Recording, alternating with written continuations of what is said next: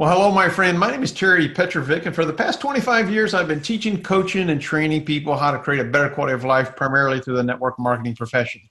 Today I've created a lifestyle that most people would only dream about. I have to tell you, though, it hasn't always been easy. Like most people, my journey has had lots of ups and downs. And what I've realized is that success and prosperity have a lot to do with our thinking and our mindset. And every once in a while, we need to reach out to mentors, people who are where we want to be, and figure out how they've created the success that, we lay awake at night just dreaming about and just wanting it so bad. Well, I've created this series, and I call this series Prosperity and the Mentors. And I've actually had the privilege of meeting and building relationships with some of the best people on the planet when it comes to building a successful business, creating a prosperity and abundant quality of life. And my intention with this series is to take you behind the curtain and kind of introduce you to who they are, what they're about, and how they've created the quality of life that they have. I want you to understand their habits, their philosophies, maybe some of the tools that they use to overcome those challenging times to create the quality of life that they have. And my guest today is living the dream. We all have heard about the people who have achieved the pinnacle of success in the network marketing profession. Well, she started out her career as a high school English teacher and a theater teacher. She went on to become a director of research for a Park Avenue consulting firm. She moved to New York City, which is where she met her husband, Dave, and they've been married now for 36 years. That's another story we have to jump into at some point in time. He was a leading business manager and account exec for the entertainment industry. And while most people would think they have, quote unquote, arrived, they felt somewhat trapped in their 40-story New York Manhattan office. And they were almost prisoners to their success, working 60, 70, 80 hours a week. Not the quality of life really that they had dreamt about. And what they really longed for is to create a business where they could actually work together, to utilize their talents and skills. And back in 1987, they found network marketing, and they've never looked back since. Over the next 18 years, they built a massive organization in 13 different countries, over 100,000 people. And this was before the internet, guys, which is absolutely an amazing feat. They have a global experience and built multi-million-dollar teams in 40 countries now over the past 11 years. They are some of the top international leaders in the network marketing profession. They've been recognized as top diamond leaders. They've served on the Leadership Advisory Council and President's Council. They were honored with a prestigious Global Ambassador Inspiration of the Year Award, Drivers of the Year Awards, as well as being inducted to the company's Hall of Fame. In addition to that, this young lady was named one of the top 100 direct selling mentors. And, they've created the quality of life that they can travel the world today. They've been able to relocate from, New York City back to Pennsylvania to be with family. And, I think at the end of the day, what we all want is to create a better quality of life and be with our family. That, my friends, is what we call freedom. My guest today is the lovely and adored international speaker, trainer, and coach, Ann Feinstein. Ann, thank you so much for being here today. Terry, it's a pleasure to be with you today. And, I was just listening to your introduction, and it sounded something like my mother probably would have introduced me. But thank you very much. That's very kind of you. Well, you're just an amazing woman. I remember when we first met at one of Art's events, yes, the mastermind events, and I don't know what it was about you and Dave, but you had this magnetic energy. I was really attracted to you guys, and it's no wonder. I mean, you guys are living the dream. You have an amazing energy about you. You're very much a giver in spirit. Thank you so much for being with us today. But take our viewers, listeners, and readers maybe behind the curtain a little bit, Ann, and share your story on where you guys came from because I'm sure there are people who are in that corporate rat race today and want to create what you guys have created. I guess looking back, I was one of the traditional kids that grew up and was told, get a good education. So I went to college and graduated from college, and my parents said, get a good education, get a good job, you'll have a good future, you'll have security. And I did all of that. And as you said, I was teaching high school for a couple of years and decided to move to New York City and basically had to make a big time transition. And I was starting to look around as to where I wanted to be, what kind of business interests I had, and how I could take the skills I had as a teacher and move into the corporate world. And so I ended up in a wonderful Park Avenue consulting firm, and really gave me some significant foundational business experience, and was able to go behind the scenes, as you say, into many different corporations, and found that security just wasn't there. I mean, you could have a really high paying job one day and the management team decides to find somebody and go in a different direction. And I was working in the high technology area. So my responsibility was to research the best people to take over those positions in some of the highest and top level technology companies at the highest technology related positions. And so that was when everything was moving in that direction of technology. And so I began to look at that and say, gosh, I can see where the corporate world is going. I could see my own situation. And that was, like you said, I was treating this business as if it was mine. And I was working those 70, 80-hour work weeks. And my husband, David, as you said, had his own accounting firm, and he was working in the entertainment industry. So I saw his side of it from being an entrepreneur, having his own business, and saw some of the challenges there. And that is, you're paying everybody else and all your expenses first, and you're paid last. So I started to look at, I wanted to find a business that would give me the flexibility. We lived in Manhattan. We had bought this wonderful place out in New Jersey. We called it our little rescue mini farm, where we could decompress on the weekends. But what happened is that Friday would come, we'd jump in the car, go through the Lincoln Tunnel, get out to the little mini farm, play out there for the weekend, decompress, and then jump back in the car, back through the Lincoln Tunnel, and start all over again. And, we did that for several years. And I finally said to David, there's got to be a business that I could do. And again, this is way before the accessibility of the internet.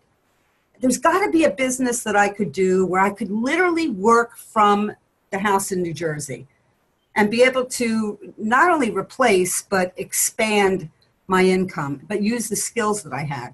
So I started looking. I spent, I must have been 7, 8 months looking for a business. And that took a lot of research because we didn't have the access that we have today to find opportunities. And so it was by mere chance that I took a week-long course on how to buy real estate with no money down. Don't ask me. I saw it in the middle of the night and I signed up for the course. And I wasn't even interested in real estate, but I spoke to the woman who was organizing it, and she said, you're going to learn much more how to have broad shoulders as an entrepreneur. So I take this week-long, I ask for the week off. I take a week off. I go to take this course, and I sit next to a guy who starts talking to me about his network marketing business. And he starts to lay out all the attributes and the benefits of having a business that you could work during your non-productive hours.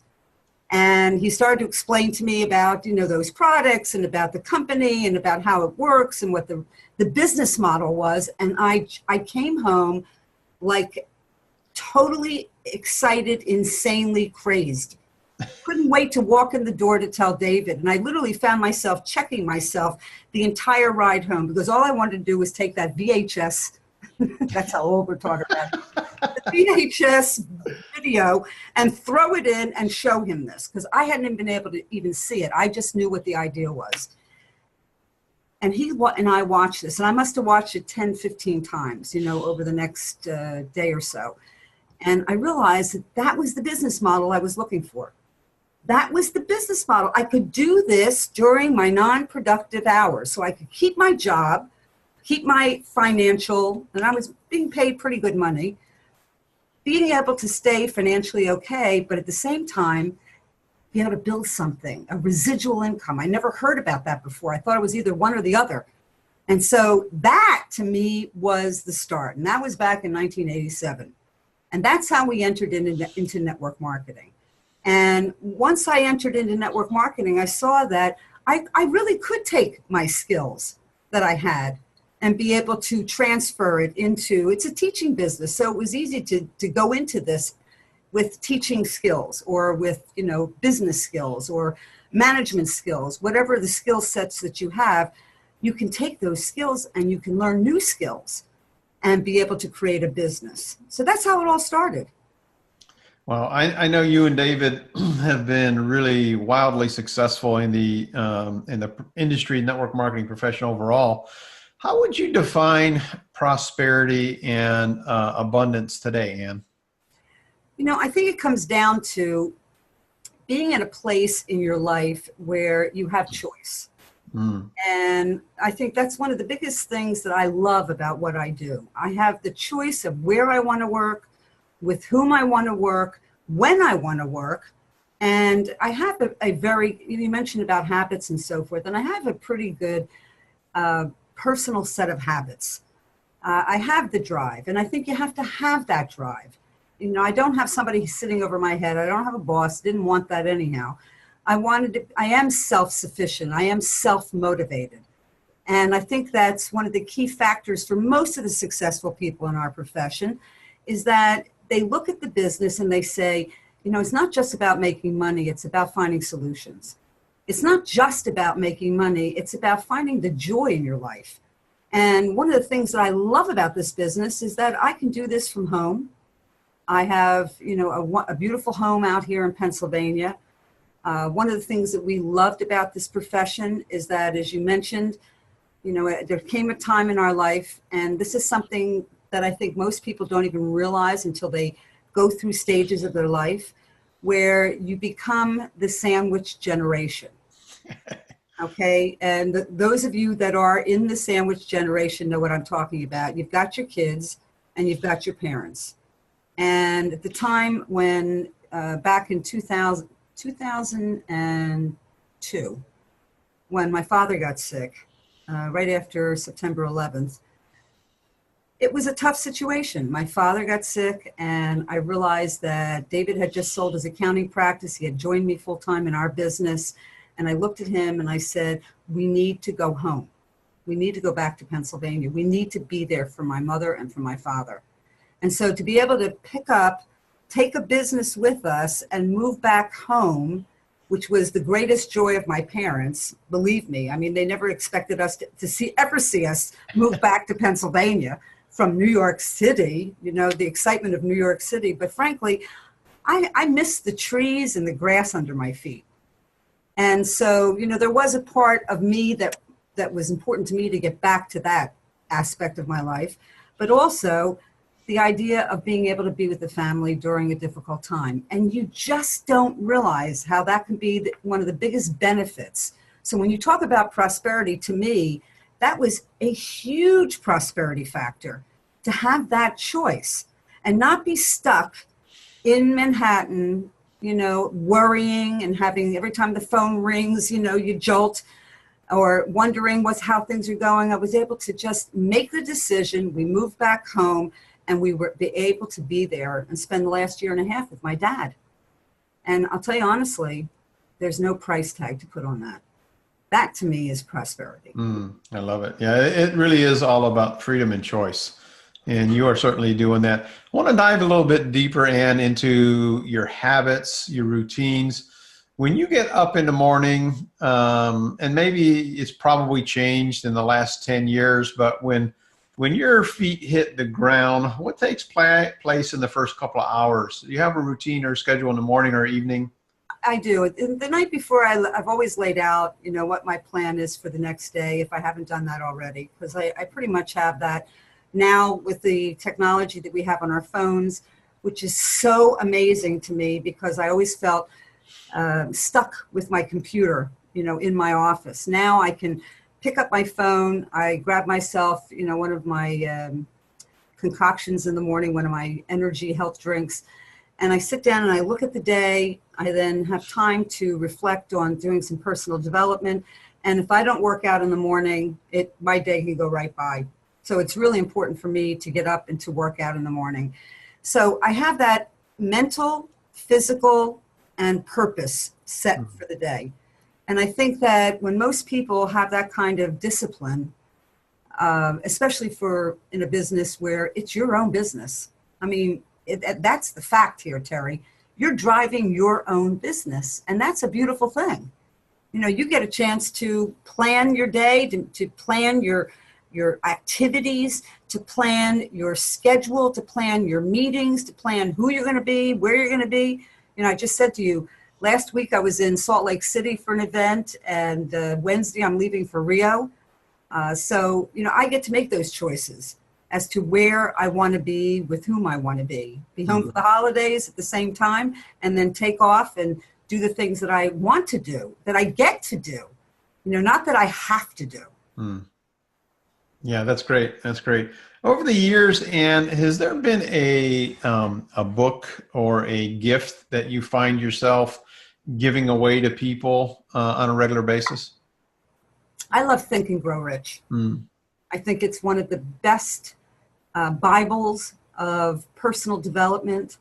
I spent a lot of time and I studied it, and I actually did a whole course, which took many months, going back through it and actually laying out doing all the activities, not just reading. I mean, I think that most people will say, yeah, I've read Think and Grow Rich, but have you actually done Think and Grow Rich? Have you ever been through each of the activities and laid it out for yourself so that by the end, you have a definite major purpose? You have a game plan. And some people may say, well, when you reach a certain level, you've got it all mapped out. And I found myself wanting to improve skill sets. I find that, the way we started our business was one way, which was what people are referring to as old school. Okay. I don't think of anything as being old versus new. I think it's a way that there's a traditional sense of face-to-face doing the business, because that's what we had. As we developed and added technology like we have right here today, together as we're talking, I mean, these are amazing tools to add to, the bag of tool tricks that we have in order to be able to do our business and be more effective and more efficient. So I'm always looking at how can I improve my own skill set so that I can be even better able to help the team leaders that I have, to help build my teams in a stronger way, to give them a perspective like we're talking about today in terms of how prosperity and setting up daily activities are important, but also what are those activities? What are those things that we should be doing on a day-to-day basis, and how can we be more efficient today with the technologies that we have today, and not get so caught up in shiny stuff that we're spending all of our time studying and looking for something new, but just be able to take in what's available. So that's kind of been what I would say the major thing that I have utilized is Think and Grow Rich, because I think that as you expand your skill set, you then become even more valued and valuable. I'm curious, what are some of the skills that you've been really developing and honing and sharpening? I think that there's the whole area of social media is something that most of us who started, before that time period, we have to embrace it. It's here, and it's a very powerful way to do our business. I think there's a right way, and then there's a better way. Right. I mean, I don't think there's any wrong way, but there certainly are better ways. And that was something that I really wanted to get clear on.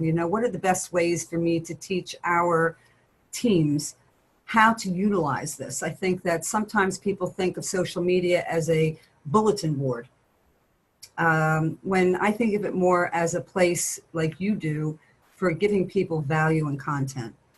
And I think that we attract more people by being the person of value than we do by, plastering all kinds of, I want to sell you all the time up on our social media. And so I really found that that was something that was very vital to my own business development. And so I started doing things that would put me in a position to be able to provide value to people. And that meant looking at social media and looking at live social media.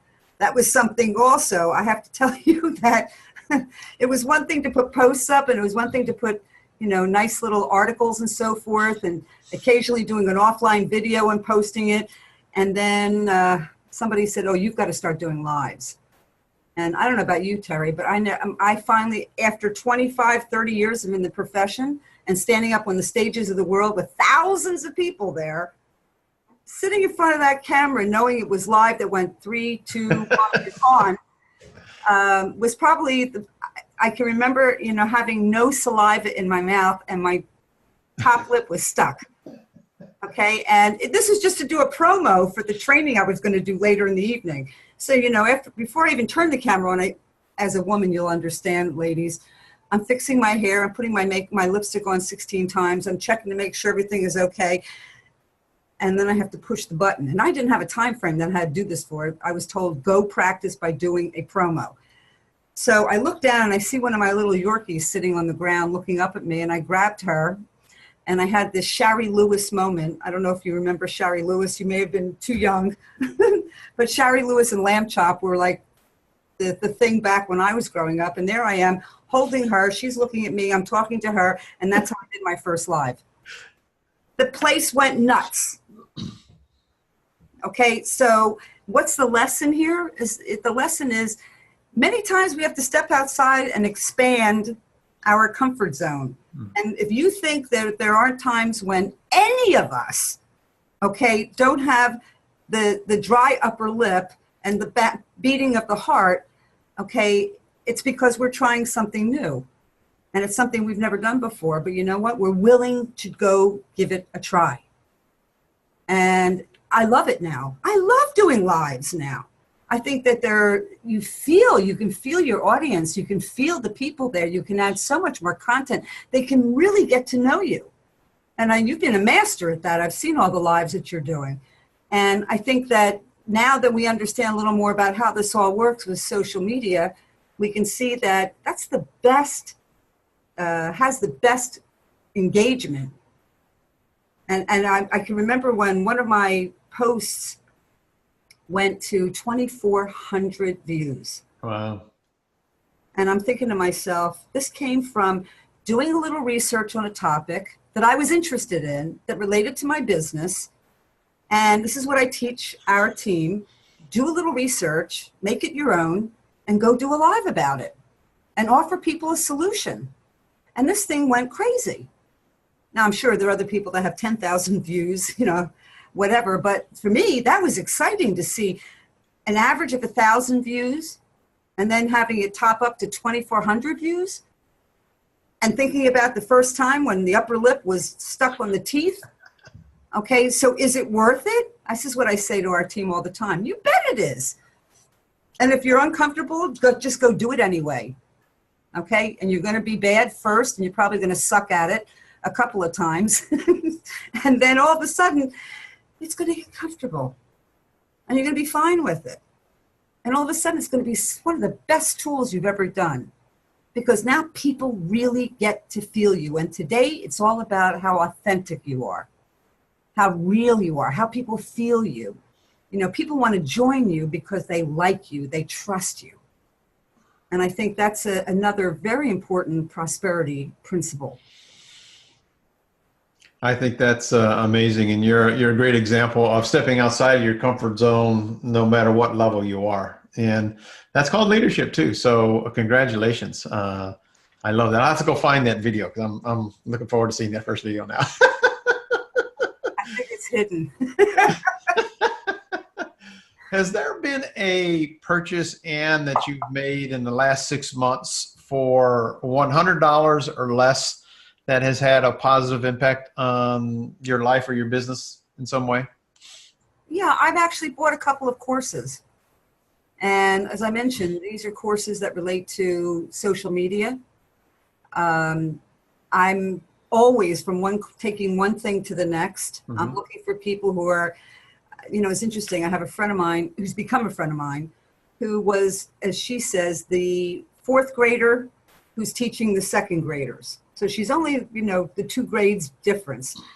And the reason I chose to go with her to take this course, and we've become very good friends, is because she said something, and it was so simple.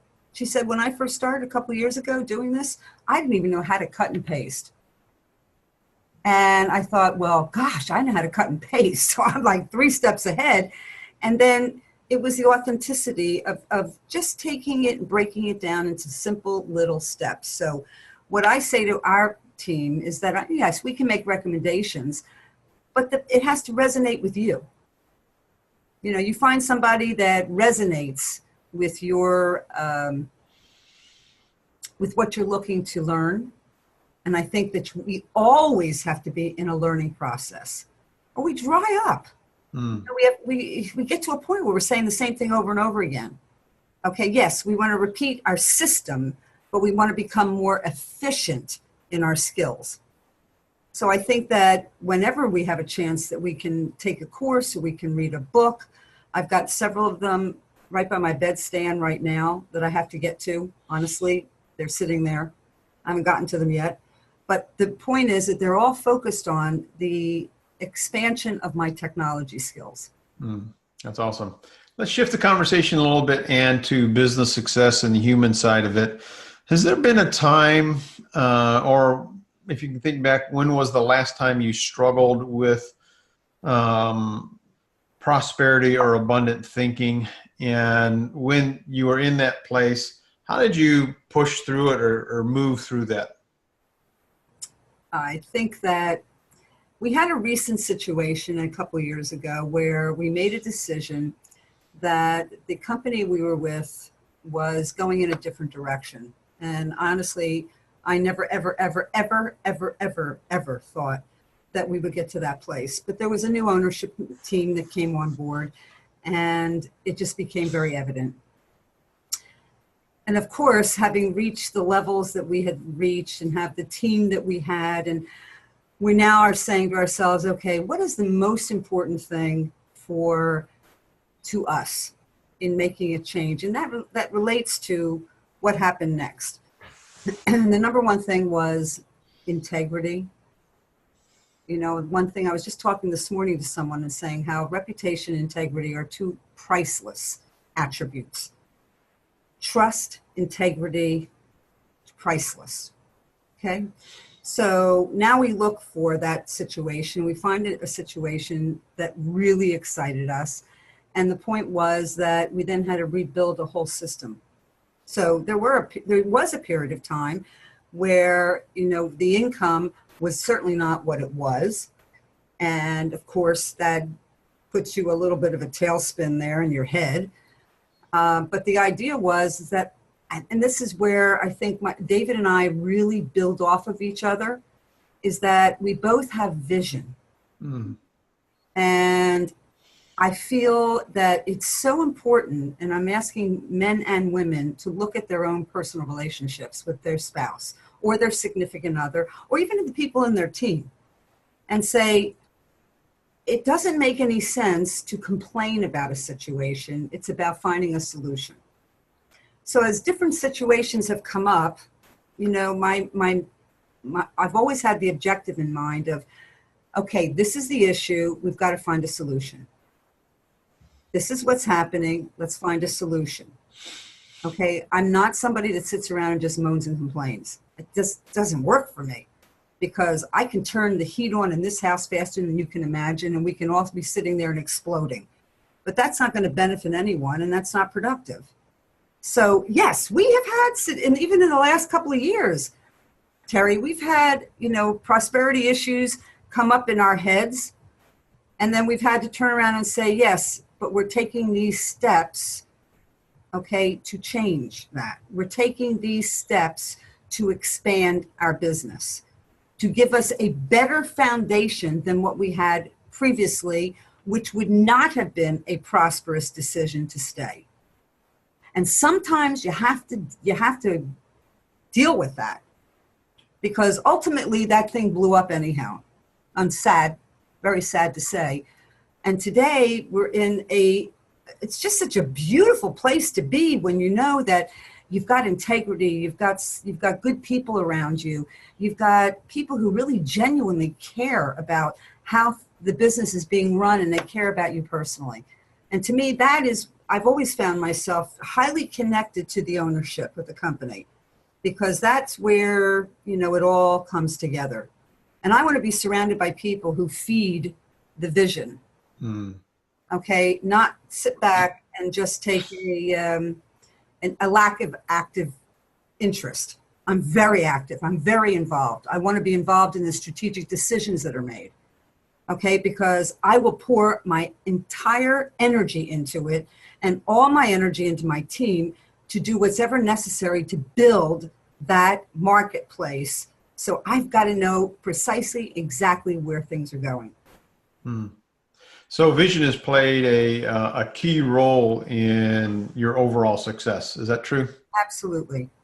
Absolutely. And a realistic vision. What I mean is that, we're looking at expanding into markets. Okay. We're looking at the real logistics of what it takes to do that, to expand into new markets, putting the right people together. So I've been involved in that aspect of it as well. And then, all the little mechanisms that go into that to roll it out, it just doesn't wake up one day and go, poof, okay, there's an operation in place. And I find that fascinating. Okay, that's another part of it. I find all that fascinating. Being able to pull this together and that together, and seeing how, every country and all the different regulations that are necessary. I still have a little bit of that corporate consulting background in me. And I feel as though I can contribute there. So it makes sense. Has meditation played a role in your success at all? I wish I could say it does. It does for David. My husband has been in meditation for over 30 years, probably closer to 40 years at this point. It's something he has to do every day. He just feels totally discombobulated. Probably should. Hey, that's okay. That's okay. You guys are working together as a powerful team. And the fact is that, what works for you, is different for him, and vice versa. And that's important to understand. Let's say somebody is perhaps stuck in their business, and they're stuck financially. They believe in the business model, like you've said, but they maybe have had success, and now they're too old, they think, or it's just not coming into alignment, it's just not working. What advice or a couple of action steps could you give that person who believes in it but is getting nowhere fast, if that makes sense? I find that most of the time, Terry, when people have reached that plateau, and it's usually, it can be any level, but it's usually at a place that they are doing what they're comfortable doing. Okay? So then we sit down and we say, okay, I have strategy sessions with them. And I say to them, okay, what are your normal activities? How are you approaching people? There's two sides to our business. One is recruiting members, obviously, but the other side of it has become even more important today, is developing customers. It's become a really, really, really exciting part of our business. So if you look at those two pieces and say, okay, what are you doing? What is your normal activity to do that? And I think that this is where a lot of people get stagnated, is that they keep doing the same thing they've always done. And so we'll sit back and I'll tell them some stories, of how people have had breakthroughs. Okay, I just have a gal, a terrific gal. I mean, she wants this so bad, has no experience in network marketing, which is, amazing. She is always very kind of introverted. This is not something she really felt comfortable. And she said, she can count the number of people she knows in two hands. I heard that. And she called all of them. So, which we hear a lot. So we sat down and we came up with an idea that I said, well, how about doing lives? Whoa, that was like, whoa. So I said, okay, I got another idea. Start a couple of people, which she did, using the products, and had her interview them. I said, and these happened to be really cool people that she had a great attraction to. You know, people with great credibility who have really nice experience and exposure in social media. So she went and sat down, she set up interviews and interviewed all of them. Okay, she was able to do that with her comfort level. And do you know what happened? Things started to explode for her. Okay, she started to develop relationships because these people were really open with the idea of what this has done for them and how they were excited about it. And she developed a lot of new relationships through their contacts. So by just coming up with a strategy that would be within her comfort level as it was then, now she's doing Zooms. Okay, now she's doing, I see her on Facebook now doing lives. So by just saying, okay, I'm not going to force you, not going to push you to do something you're not comfortable with. But after a while, she started to see that she had just as great a story to tell as they did. Instead of hiding her story, she started to shout her story. Okay, and tell people about her experience. And the other day, she's standing on stage telling her story. If I tell you that I had tears in my eyes. There were actually 3 ladies that were in the exact same situation. Okay, none of them would be comfortable doing the social media thing on their own. Maybe one of them had a little more, tendency to use it, but all of a sudden they're standing on stage telling their story, and they're with pride, with standing straight, standing tall, telling their story.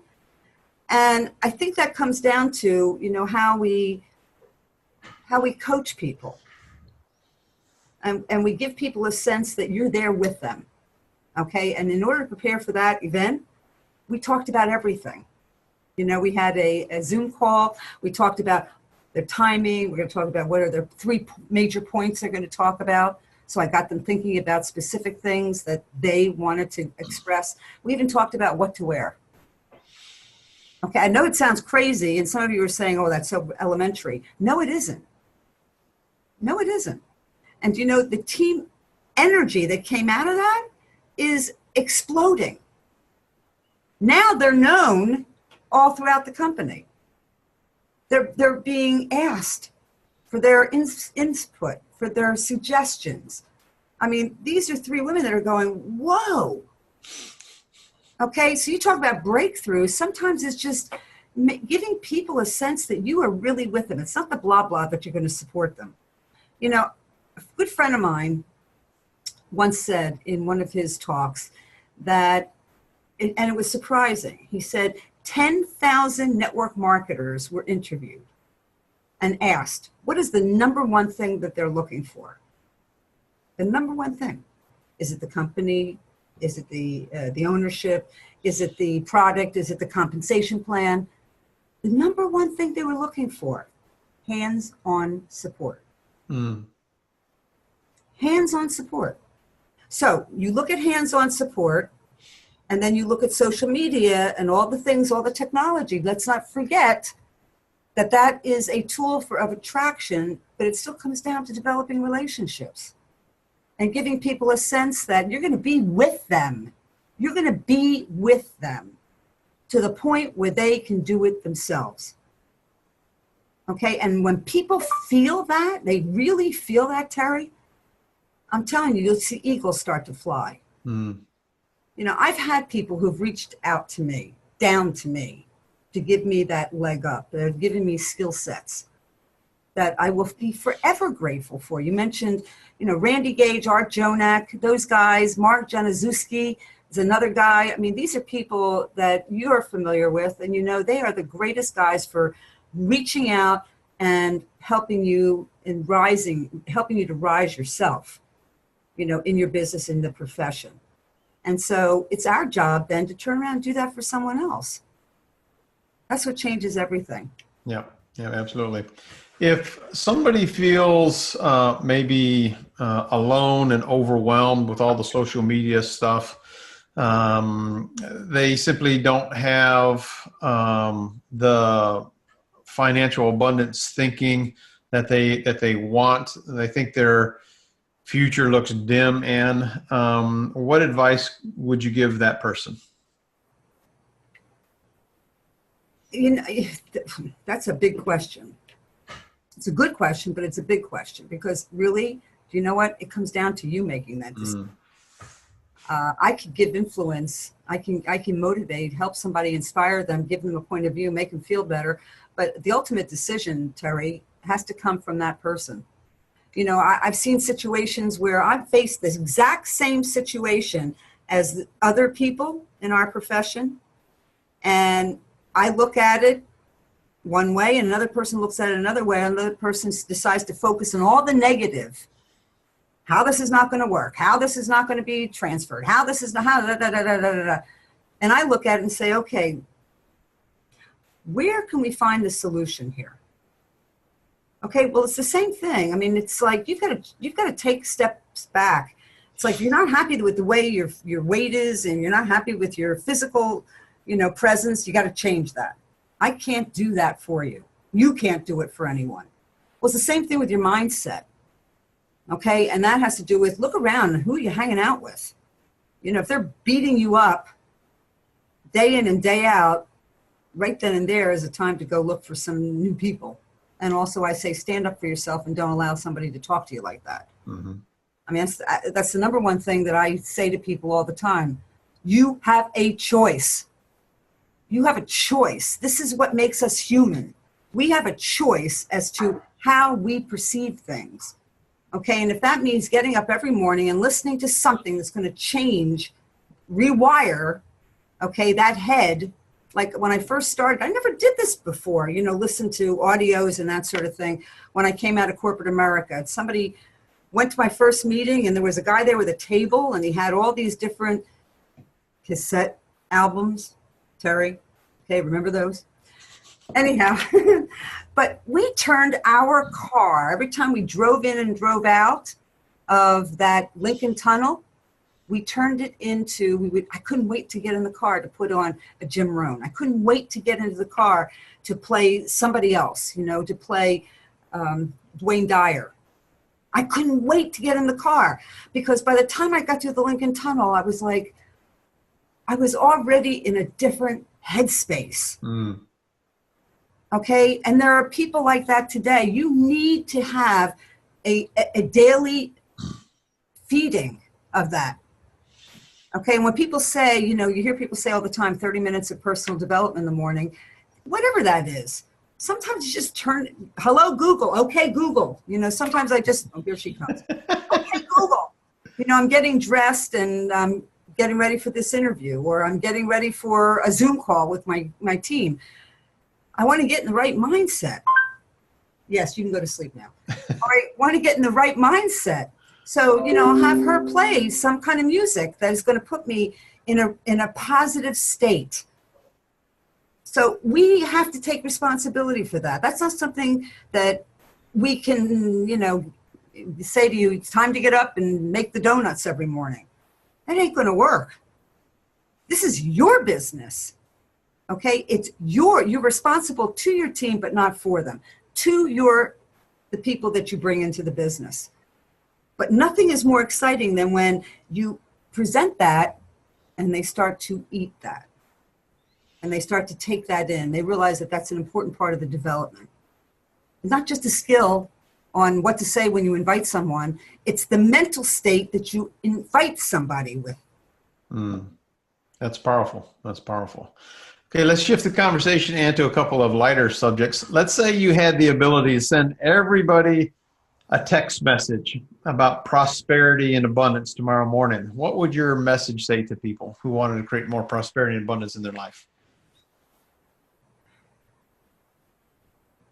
I think that, first of all, the most wonderful thing that you can do for someone to make them feel good about them is just to say, I do this all the time with birthdays. And so I think the same thing can relate to finding something, that you really admire about someone. You're great at that, by the way. Every message I get from you has a beautiful, inspirational feeling to it. And so I don't know if there's one, I wouldn't send the same thing to everyone, but I have been sending a lot of messenger messages to people, voice messages, not text messages.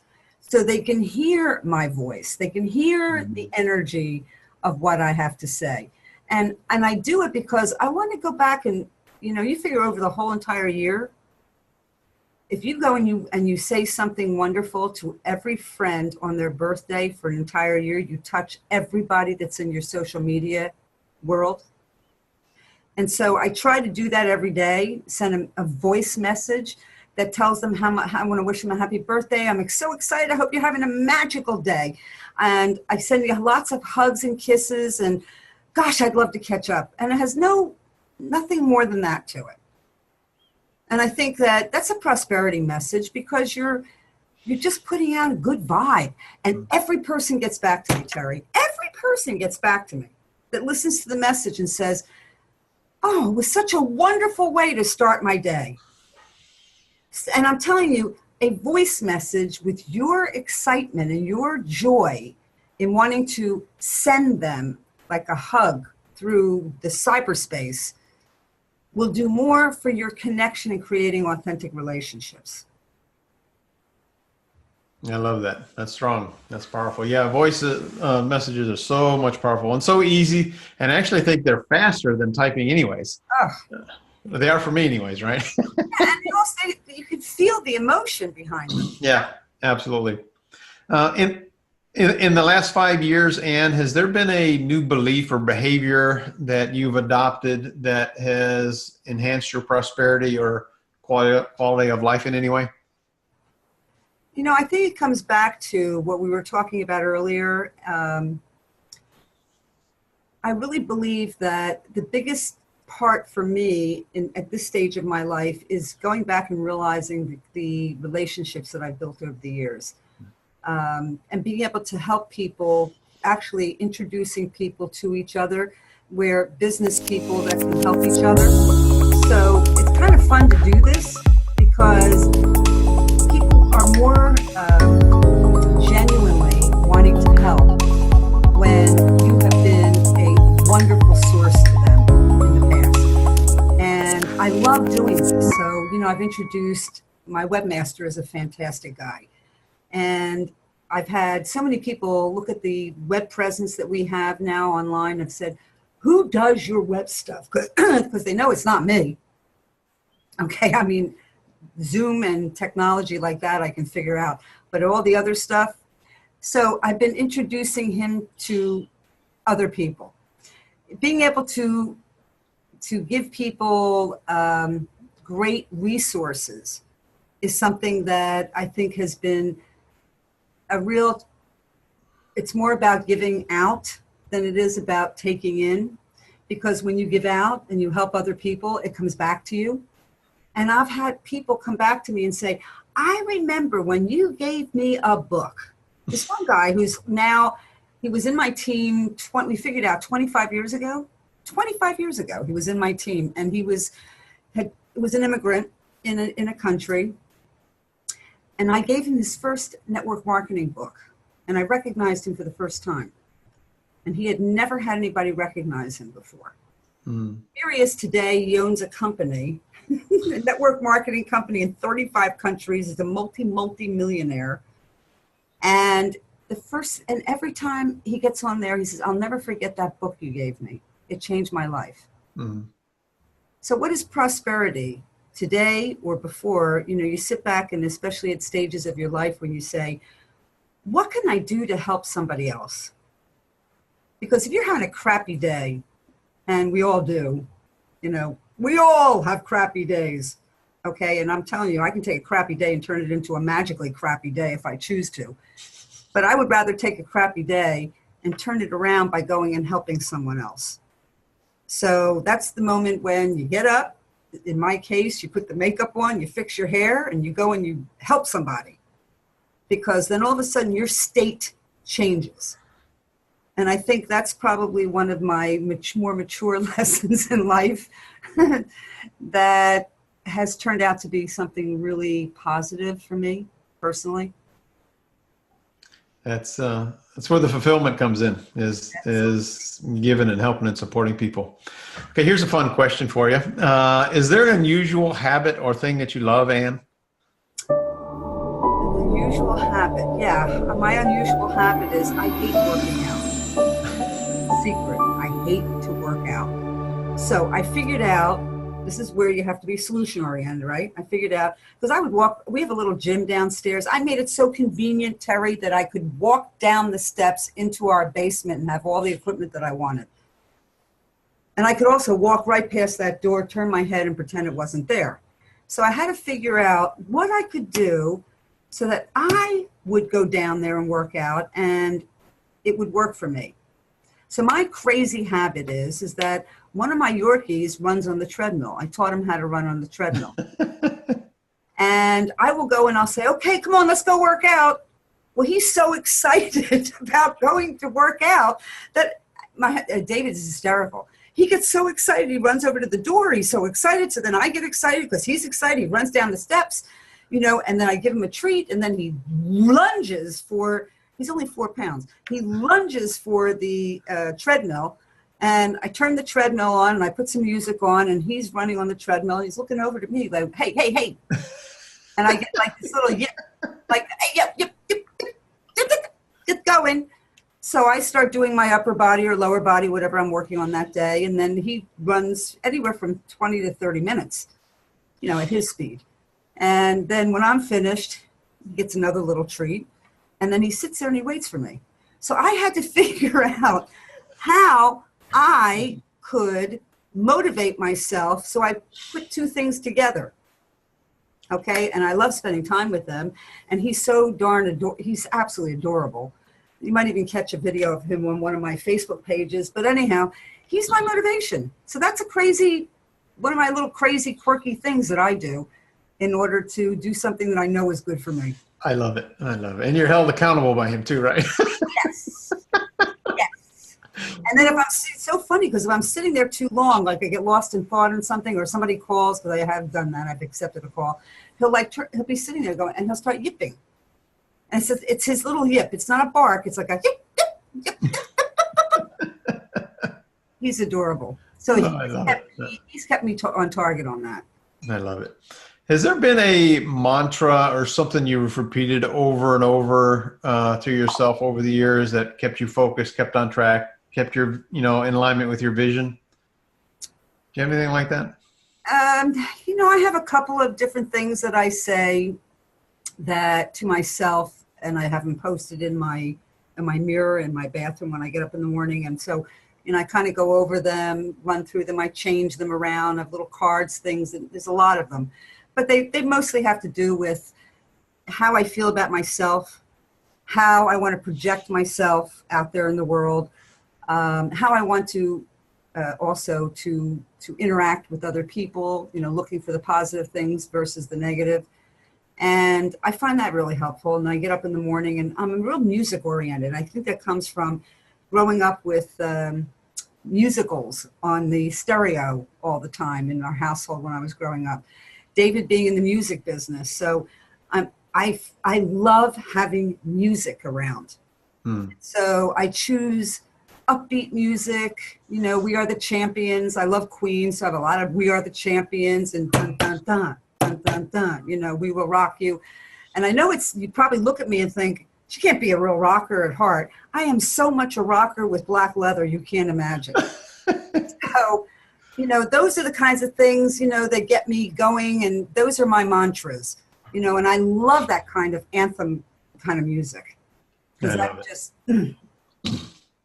it. You are a magical woman. I tell you that. I just love your energy and who you are. And I want to say thank you so much, Ann, for spending so much time with us today. I know our viewers, listeners, readers have gotten a ton out of it. If somebody wants to connect with you, Ann, what's the best way for them to do that? The easiest way, I think, is Messenger.